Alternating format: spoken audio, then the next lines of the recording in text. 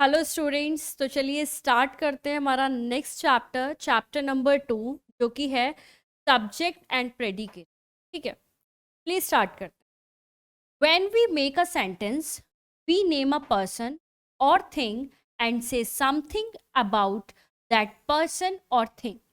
तो जब भी हम कोई सेंटेंस बनाते हैं तो वहां पर क्या होता है, या तो किसी पर्सन की बात होती है या किसी चीज की बात होती है, उसका नाम होता है और फिर उसी के बारे में आगे उस सेंटेंस में बात चल रही होती है। यही होता है किसी भी सेंटेंस में। जैसे कि आपको सेंटेंस देखिए, गुंजन सिंग सॉन्ग। गुंजन गाना गाती है।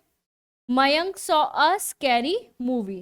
मयंक ने क्या देख रहा था? स्कैरी मूवी देखा। In these sentences we speak about Gunjan and Mayank. तो इन दोनों जो एग्जाम्पल्स हैं, सेंटेंस हैं, इसमें गुंजन की बात हो रही है और इसमें मयंक की बात हो रही है। वी से समथिंग अबाउट दैन, और यही गुंजन के बारे में बात हो रही है कि वो गाना गाती है, और मयंक के बारे में बात हो रही है कि उसने स्कैरी मूवी देखी है ना। तो Gunjan and Mayank are person, ये क्या है? पर्सन है। And what we say about them is their action और क्वालिटी, और जो भी उनके बारे में कहा जा रहा है वो उनका एक्शन है या फिर उनकी क्वालिटी है। So the part of sentence which tell us who और वॉट द सेंटेंस, तो वो पार्ट सेंटेंस का जो कि बताता है जिसके बारे में बात हो रही है, it tell us something about the subject, और सब्जेक्ट के बारे is about is called the subject. उसे क्या कहते हैं? सब्जेक्ट कहते हैं।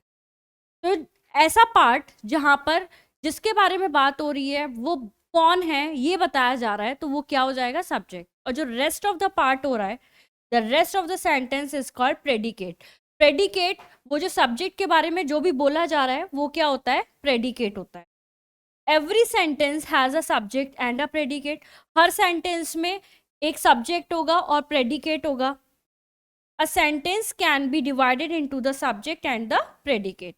Notice how the following sentences have been divided into subject and predicate। जैसे कि ये है, इसमें ये पूरा सेंटेंस है, I will go to the market today, है ना। मैं आज मार्केट जाऊंगा। तो सब्जेक्ट क्या है? किसके बारे में बात हो रही है? आई, यानी कि मेरे बारे में। तो सब्जेक्ट क्या हो गया? आई। और जो रेस्ट ऑफ द सेंटेंस है वो क्या हो गया? प्रेडिकेट, है ना। Stray animals must be taken care of, तो stray animals is subject and must be taken care of is predicate. The big black cat caught the flying disc, तो बात किसकी?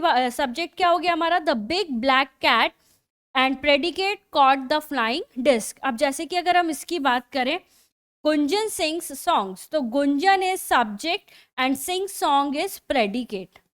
Mayank is subject, saw a scary movie is predicate. तो ये बहुत ज़्यादा easy है, कोई दिक्कत नहीं आनी चाहिए इसमें।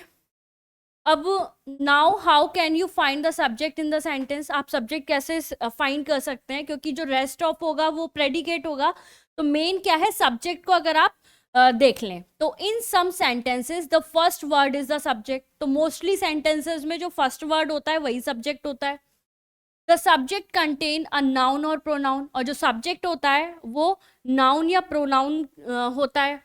The subject comes before the verb in a assertive sentence, और जो सब्जेक्ट होता है वो वर्ब के हमेशा पहले होता है असर्टिव सेंटेंसेस।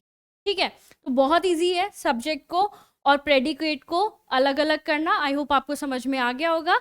एक्सरसाइज करिएगा, रिवीजन करिएगा। मिलते हैं नेक्स्ट चैप्टर में। Thank you so much.